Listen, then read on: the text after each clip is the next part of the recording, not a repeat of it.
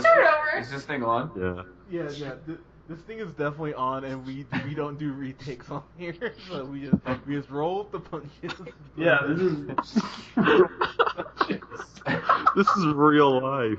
Yeah, it's the closest thing that most of us will get to improv theater. Hey, what is this guy? How about this guy over here? Oh, yeah, there's a plant. What? It's improv. It's improving. Scott, that was beautiful. I think someone has a new major. Thanks for believing in me. But jumping in here, so me and Scott, we saw the terrible Ashton Kutcher movie Jobs, which I rewatched, and I was just like, oh man, I hate this more than I even remember. And Ashton Kutcher looked like, me and Scott both hated it, but we both admitted that Ashton Kutcher looked like Steve Jobs. I mean, because you look at pictures, it's kind of uncanny, but Michael Fassbender doesn't look a goddamn thing like Steve Jobs in this movie, and yet I loved his performance so much more. I know all three of you guys saw it, right? Nikki. I thought he looked like him a lot towards the end, maybe the later years. Yeah, but yeah, the third act. Yeah, he looks more like him doing the iMac. Yeah, that movie than he did in the beginning. Yeah, before, like in the early years, I'm just like, that's just Michael Fassbender. There's nothing about you that looks like Steve Jobs. You're just like way more handsome. Yeah. Yeah, he is. Totally, right, Hunter? Hunter? Oh, this is the third podcast where we continue about Steve Jobs because our host left. I was getting my pizza cone. Very professional, Hunter. Very professional. Hey, I need to keep my metabolism up with delicious pizza. Calm down. So we were just talking about how Ashton Kutcher was clearly better. Okay. then Oscar nominated actor Michael Fassbender. Perfect. All right. Like speaking of Oscars, Ashton Kutcher. Yeah, when is he getting in conversation finally? Like, Dude, where's my car? He got an Oscar, right? seriously, he's been working his ass off. But Nikki brings up a really good point about him looking more like him towards the end of the movie. Because at the end, I actually bought it. I was just like, he actually does look like him, like older. But also Jobs was just so shitty. I was just like surprised, not surprised, but happy with how much better this was than Jobs. Because if memory serves correctly, Scott, didn't we pass out on Jobs enough to go back and rewatch it? Yes, definitely. Yeah, because I remember we got like halfway through and we were just like, this is not getting better. So, yeah. But I thought this was actually, and I'm going to take this leap, I thought this was one of my actual favorite movies of this year. I actually really enjoyed this. Colin, sir, what did you kind of think about this? I thought it was, it's written by Aaron Sorkin and it was directed by Danny Boyle. Aaron Sorkin wrote The Social Network, Danny Boyle did Slumdog Millionaire, and so it's a good group. I mean, a bunch of people that are really talented making a movie that is a couple different styles like blended together. It felt like I was watching a play for most of it, which is kind of cool. It kind of felt like Birdman, where like the music's kind of playing you through the emotions you're feeling and the intensity of the conversations that are happening. In Birdman, it was like the jazz, and this one was just like playing all this different orchestral music. I thought it was cool. I liked the way it was shot, and the acting is phenomenal, for sure. Fassbender and Seth Rogen, they were both really good, for sure. I still see him as that slave master from 12 Years, so I kind of skip Fassbender, yeah. I still get kind of pissed off. I'm like, oh, fuck you, Magneto. It's like, oh, wait. Like, it still kind of angers me. But, Joey, what did you think, man? Yeah, it was a pretty good movie. It was a lot of Steve Jobs, angry man, like, fighting with people, and then, okay, I'll wire you money, and... Yeah, basically, after every conversation, a lot of information, very very fast, and yeah, you have to pay attention or you might lose yourself. But all in all, it was a good movie, but probably not something I go back and see like until it comes out on DVD. So I'd say like a B. Okay. Nikki, what did you think watching this? I thought it was a really good movie, but I have to say, like, each presentation he's doing is just so stressful because everyone's just coming at him. And I Right. feel like it was like, I'd kind of relax and it'd be like, oh, it's just another one. And you basically go through the same thing, kind of. Even though the acting was so good, so I'm not going to say I didn't like it.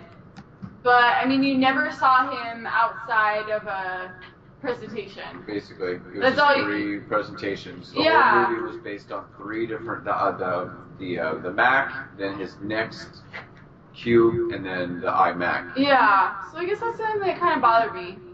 Yeah, I agree. So, I would give it a good B+. B plus. Okay.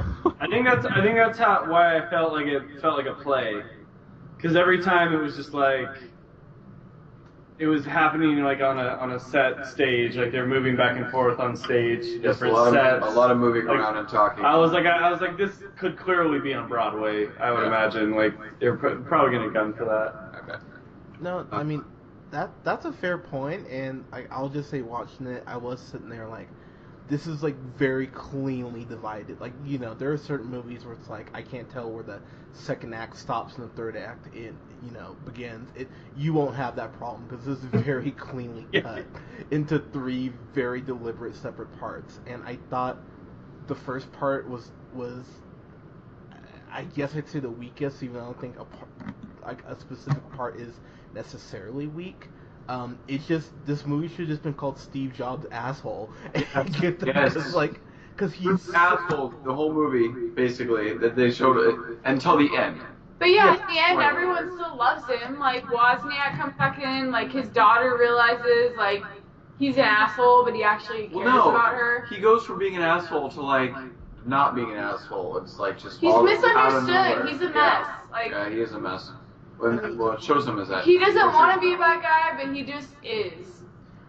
one thing I will say, and I want to give him his props. Jeff Daniels, I've been watching the newsroom. He was amazing in this. I was like, holy Wow, shit. yeah. I've only seen the first bit of the first episode of that show, and it was awesome. Yeah. I don't know why I've forgotten to go back and watch the rest of it. I think one of the best scenes in this entire movie is the scene where Jeff Daniels confronts Fassbender, playing Steve Jobs, he's like, why does everyone think I fired you? Oh yeah. Yeah. It goes into this backstory of like how it went down. I like and how it goes back and forth. And the way it was shot and edited is really cool because it's playing the audio from just the current, and then it will switch back and forth and show what's happening in the past, and splices it together in this cool way where you're seeing 2 storylines play out at the same time that both equal the same end. Oh, that was cool. That was well done. And That Jeff was cool, Daniels is yeah. amazing in it. He's amazing. He's such a good actor now. I can't believe that dude was Harry. Yes. Yeah. Right? It's always From funny to Dumb think and of him Dumber. as Harry from Dumb and Dumber. Because he is. All right, Colin, what would you give it, man? Yeah, I like this one. I liked it a lot. I kind of like these based on a true story, kind of like biographical pieces, even though, and it was done in an interesting way, and it's showing kind of like who Steve Jobs was, or at least the picture they're painting of him, where he's like a really misunderstood or very, socially awkward, kind of like self-absorbed person because of his past of being given up for adoption and things like that. And they paint this very interesting picture of Steve Jobs. I thought it was cool. I liked watching it. And yeah, it's directed well and written extremely well. So yeah, I'd probably give it like an A. Like solid A. Yep.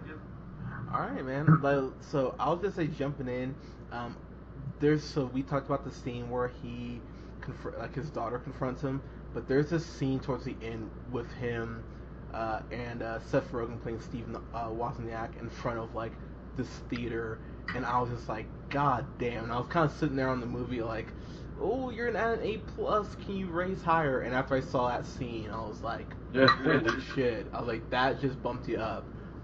There's some stuff they definitely took liberties with, because like at the end of the movie, his daughter's like leaving, and she has headphones on as a kid, And I remember out like in my head, I was like, oh man, she's gonna keep those headphones, and they're gonna say that's how he came up with the idea for like the iPod. Yes. And on fucking Yes. point, they're like, he's like, I'm gonna fix that, you know. I would You're put- not gonna need Yes. you're not gonna need a cassette anymore. And I was like, give me a fuck. Like I was like, there's no goddamn way that I'm gonna it. put 1,000 songs in your pocket. Yeah. Yeah, I was like, no.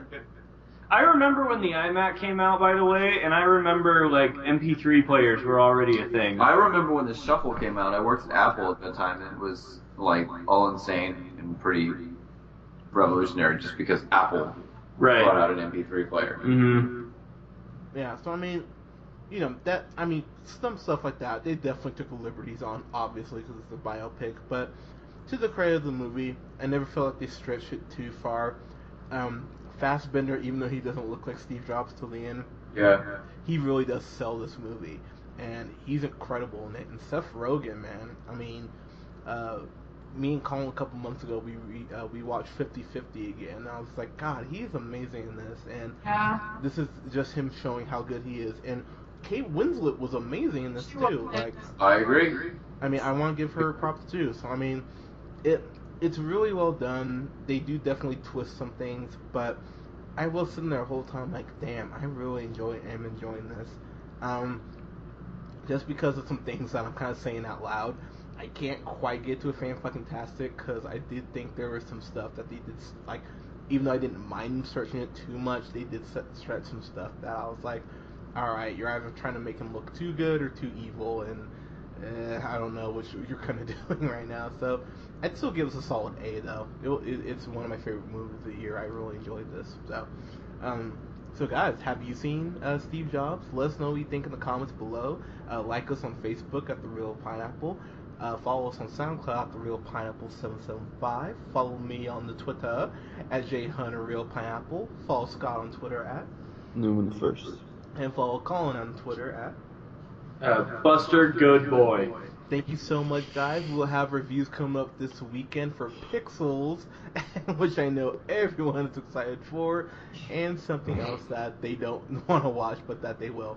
Thank you so much, guys. We'll talk to you soon. Oh, hold Wait, on, hold on. I'm scared now. I'd like to say that I don't have a Twitter and I will never have a Twitter. I like to say that I like to plug something.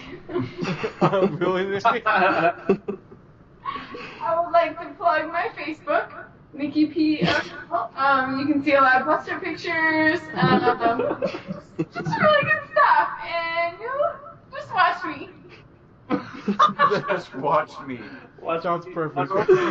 Just Beautiful. You can watch her do is whip and or I nay. Of course. Working on my own album. Alright, guys, we got.